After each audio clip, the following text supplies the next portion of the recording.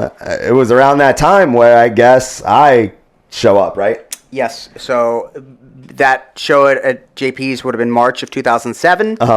Kind of fell out of it, and then the base was just, I don't know what the deciding factor of, hey, Josh was getting trained at this point, and it was just like, you know what, like, it's just, why, let's just get rid of it. Like, we're not even doing this anymore. Let's get it out of your front yard.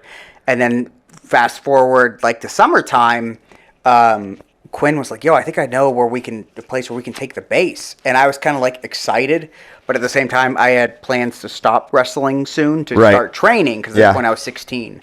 So I was like, yeah, cool. Like, you can have it. Like, I'm done with it, Yeah. So, the place that he knew was the place that we can have some fucking super shows, right? Like, if we're going to do something, we're going to do it. And, we're going to do it in the woods, and we're going to do it behind my apartment building. And that means me. I'm Rick. I'm Sick Rick, the kid with the hot bars. And with T-Dub squared, we some major rock stars. That's damn right. Yeah. So at this time I met Quinn, and we're hanging out a lot. He shows me that video.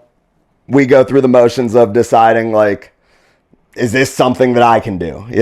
Can I get involved with what they're doing somehow? And whenever the answer to that was essentially no, because there was no more of doing, There wasn't us. Quinn's like, well, how about we just see if you have fun with this? He says that we could maybe have the base. Like, that's essentially what he got at. And we went to check out the spot in the woods. I immediately thought of it. I don't know why I knew it was there, but I just knew it was there. And I'm like, I'm going to go. This little path right here leads to something.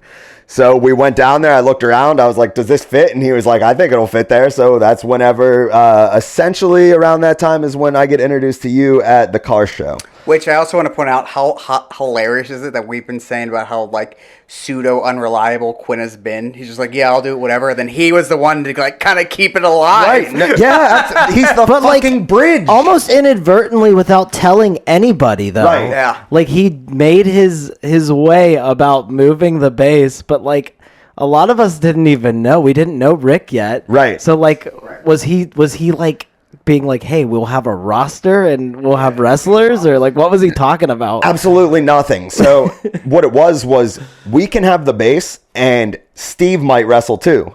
And if Steve wrestles, JP will probably wrestle too. I didn't know Dominic existed. I didn't know Josh existed. The only thing that I knew was that Quinn wrestled you in his front yard. I didn't know ETW was a thing. Right. And I was just like, damn, this kid's got fucking gear, and he's making music videos and wrestling Quinn in someone's front yard. I should know everything about this man, and I know nothing about him. Like, he's got this whole secret second family that I've never met before. Right. But even as we were doing it, JP is the only other person that I knew had anything to do with wrestling at all outside of Quinn.